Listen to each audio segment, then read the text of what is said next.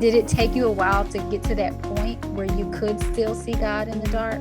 Oh, 100%. And like, what was that like? What to get to that point? And how could, if there's a woman listening now and she's kind of in the dark and she's like, I don't see God in this, how can she potentially begin to shift to see some light in the dark?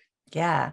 So that's a great question. And that's one of the reasons why I love looking at Naomi's story, because I think that her story in the book of Ruth is the story of someone who is walking that journey.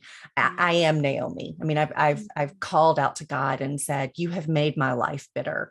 I can tell you that the first 3 months after that diagnosis were very dark.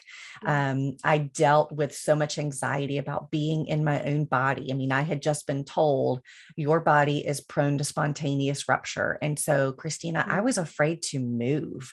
I remember sitting in our recliner in our bedroom downstairs and just like afraid to get up because I was so scared that I was going to rupture something or something was going to, burst, or another organ or another vessel. Anytime I heard my pulse or felt my pulse, I just felt like, gosh, my body's not going to be strong enough to withhold that pressure. And so, it was 3 months where I just really did not do much of anything. And some of that, was just surgery recovery. Recovery after the type of surgery I had just took time. But I can remember specifically setting my alarm every hour, because that was as long as I would last before I would felt another wave of a panic attack coming on in that season. And so I would just set my alarm every hour, just stop and pray. And that is how I got through that season. Literally, I just took it 1 hour at a time.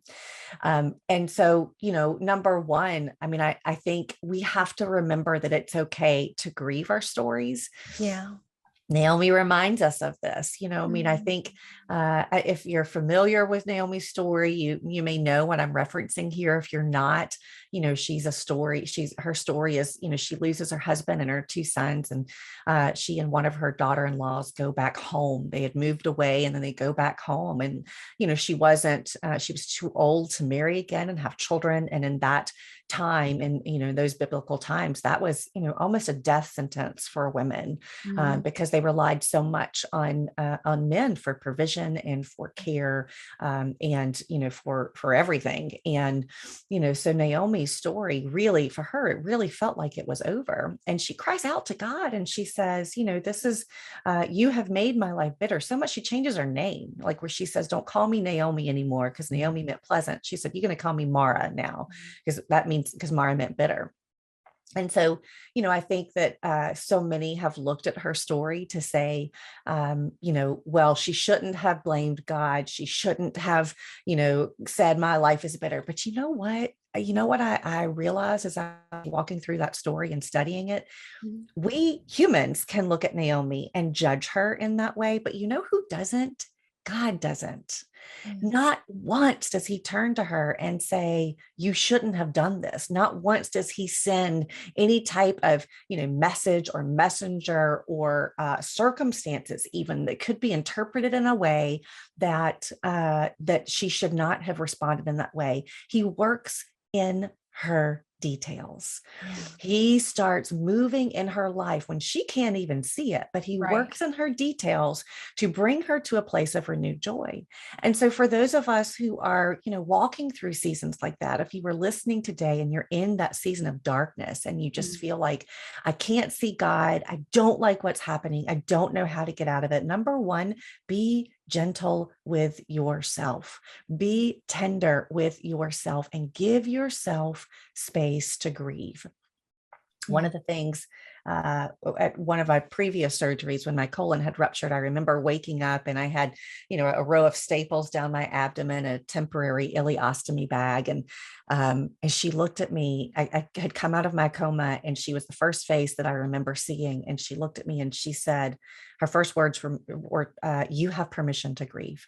And Mm. so often we, as believers, we Mhm. as a society that does not understand grief, Yeah. a society that is uncomfortable with lament. So Mm. often we want to skip that process and say, you're going to be fine, or God's, always going to find a way. God's working for your good. And listen, those are all true. Yeah. But we want to like hopscotch over, Yeah. over the ugly part. We want to find a Yeah. way around it. And I think sometimes God says, listen, daughter, let me walk you through it Yeah. and you come out stronger on the other end. Mm. And so I think we just have to give ourselves permission to say to God, this is not what I want. But remember too that even Jesus wept. Like we look to the New Testament and we see Jesus weeping over Lazarus. Mhm. Um, we see him weeping over Jerusalem. I think that an honest expression of our grief is Mhm. an acknowledgement that we need Jesus. Mhm. And so I would tell my friend, if you're sitting through this type of season, is just give yourself space to grieve. Find a counselor, call out to a friend, talk to a pastor, be open and honest and listen, tell God every word of how you feel. He's a big boy and he can Yeah. handle it.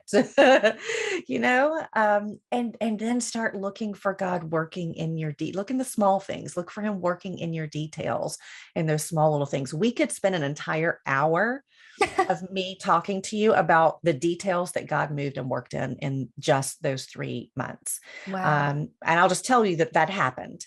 Yeah. So, and some of it I saw when it happened, and some of it I saw in hindsight. Yeah. So remember that he's working even when we cannot see it. Waymaker, one of my favorite songs. Mhm. Even when he's, even when you can't see it, he is working. Mhm. And so we have to start to, just to work on our emotions as we process that, but also remember that truth and start looking for him to show up because he's there. He's always there.